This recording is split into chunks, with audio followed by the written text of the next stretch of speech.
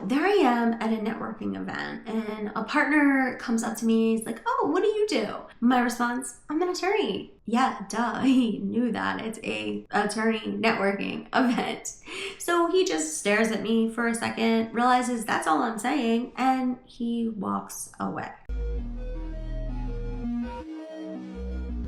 I bet you also have some stories that you can share of networking experiences for you that were just cringe, awkward, and you regret to this day. I'm Candice Quinn from The Contract Hack, and I'm here to share my networking tips for you if networking is not really your strong suit. So watch this video where I'm going to share 5 networking tips for the socially awkward. Let's get this out of the way. I am not one of those people who are going to tell you that networking is easy, you just have to get used to it, or get over yourself, or practice makes perfect.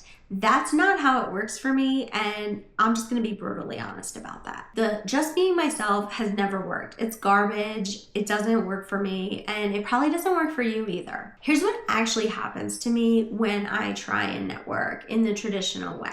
I rehearse conversations in my head, I nod along awkwardly, I interject at weird times and get odd stares, and I don't know when to leave the conversation, so I kind of just stay for a while till it's way too awkward. I also say things like "nice to meet you" when people say "how are you," or I repeat verbatim back to them what they said to me, or they ask me how I am and I ask them how they are, and then I ask them how they are again. It all kinds of awkward. It all happens to me. And you know what the worst part is? Everyone tells you networking is how you succeed in law. You make connections and then that'll propel your career forward. Well, for me, that felt like it was just pushing me backwards. It wasn't taking me anywhere because I wasn't good at it. Here's the thing people don't tell you. You don't have to be good at networking to be successful in a legal career. You just have to network in your own way. So let me take you back. Early in my career, I tried to do networking the right way, the way that they recommend that you do. I tried to go to these events and carry a drink and work the room. I also tried to start golfing and I joined bar association groups. But what I found was I didn't actually talk at any of these things. I just kind of walked around and joined conversations but didn't add to conversations. No one even knew who I was. And I started beating myself up for not being good at networking, not being able to make real, genuine connections with people at these events. And I would look for advice and try talking to some of the people I worked with. And I was told to just push through it, that it'll get easier. But spoiler, it didn't get easier. It got harder and more awkward because I focused on it more. So I got better at pretending I had somewhere else to be, and I stopped networking altogether, which was maybe even worse, maybe not worse, but it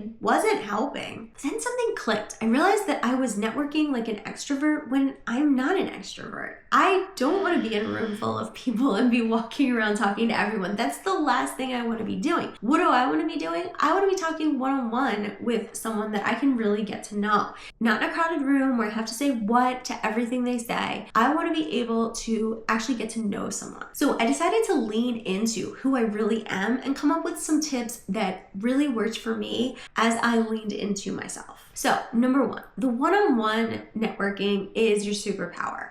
Don't go to the large events. Instead, strategically pick someone and invite them to coffee, and then sit in a quiet coffee shop and enjoy getting to know them over that cup of coffee. It's going to do wonders to build a rapport between you and that person, and you'll get to know more about them, and maybe you can actually provide useful tips to them or useful articles to them.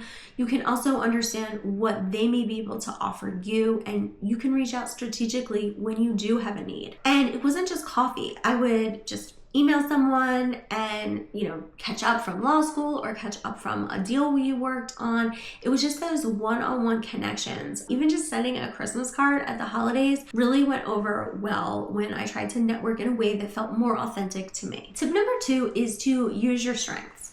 I'm definitely better at writing emails than I am at real-time conversations. So I decided to send customized emails strategically to contacts that I had. I was able to send them articles I felt might be helpful for their practice area, or let them know about a CLE I heard coming up that I thought they might be interested in. And by being able to customize these things and just reaching out and giving them something that I could give them rather than asking for something, it really went a long way in cultivating cultivating a good relationship with that contact. Tip number 3 was to leverage the work that I was already doing. I stopped treating networking as something separate from the work I was doing. Instead, I thought about the people that I was working with on a deal as contacts that I should network with. And so when the deal was over, I could send a personalized email to each person on the deal, saying that I enjoyed working with them, something I thought they excelled at, whatever felt authentic to me. I wasn't trying to be BSy, I was trying to be real and genuine. If someone helped me learn something during a deal, I would genuinely thank them for that information and ask them if I could, have coffee with them and pick their brain about another issue that I thought they might be able to help me with. So really, it's kind of like being friends with someone more so than thinking about just like working a room. And when you do that and it's tit for tat and you're giving something and you might be taking something too, but it really is a more reciprocal mutual relationship that's benefiting both parties. And it becomes genuine and something easier to do than just walking into a crowded room and coming away with connections. Tip number 4 is to network online. Nowadays, online networking is still real networking. With technology and Zoom calls, people from anywhere can help us at any point in time. So it's really great to go on online message boards or use LinkedIn. Different associations or bar groups might have message boards, places where you can ask questions, ask for help, and then maybe connect with that person outside of the message board. Maybe say, oh, hey, I'm going to be in your town for a conference next month.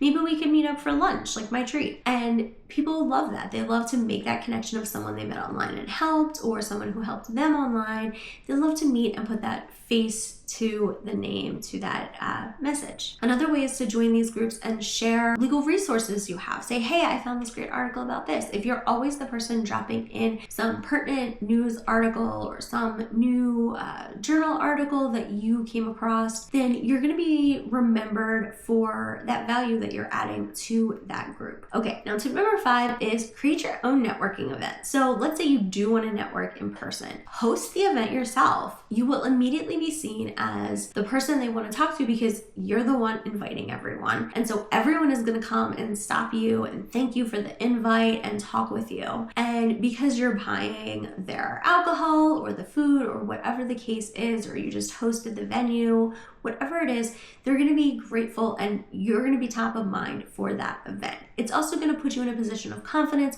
because you're the host. And so obviously you're capable of doing this or you wouldn't have hosted it. So it's a little fake until you make it, but it works because you are the main show when you're the host. And number 6, accept that every connection is just not going to be a good fit for you.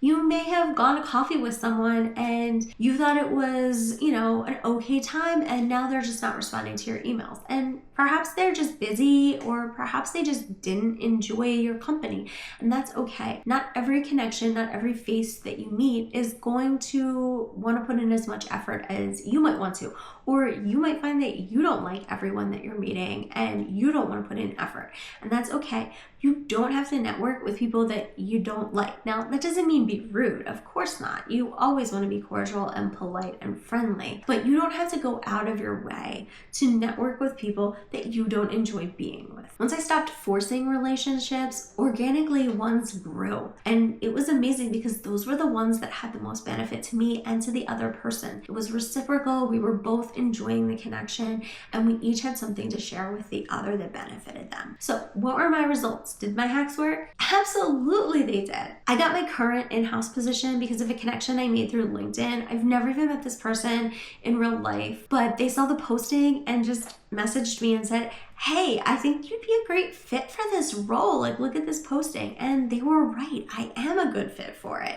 And it was a good fit for me. I've also been asked to speak at events because of my participation in message boards and of the knowledge that I've shared on message boards. And I have a huge network of attorneys that I can call across all different practice areas to make referrals and get advice if I need to delve into a certain topic for one of my contracts that I'm working on. So it's a really great resource for me, but I've also provided a really great resource for all of these people too. Here's what I really want you to hear. You don't have to change who you are to be successful. The most sincere connections will come when you are just being yourself. So be yourself is the right advice, but it's not be yourself in the typical scenario. It's be yourself in the yourself scenario. So you have to figure out what scenario will let you be yourself and then do that. Honestly, I think the legal profession needs more people that are a little bit awkward, a little bit cringe, and a little bit scrappy. I think we can get away from all of the egos and, overconfidence. I think we're okay with being more down to earth. I think it will be good for the legal profession as a whole. Okay, so here's your homework. I want you to pick one of my hacks that I just gave you and try it this week. So whether it's asking someone for a coffee or participating in an online message board and starting to plan your own networking event, but just try one of them and report back to me in the comments on how it went. What did it give you? What did you learn from it? And was it successful? And remember, networking is not about being perfect. It's just about being human and making a connection with another human. It just also happens to be an attorney or an attorney adjacent role that could somehow benefit you, right? It's not a big deal. It's just about making a connection. So if you're feeling stuck and you want more resources, or if you want to practice networking with me, I'm happy to do that. Go ahead and schedule a free call with me. The link is in the pinned comment in the description below. I would love to chat with you about how you can hack your legal career and grow it to exactly where you want it to be. Bye for now, hackers.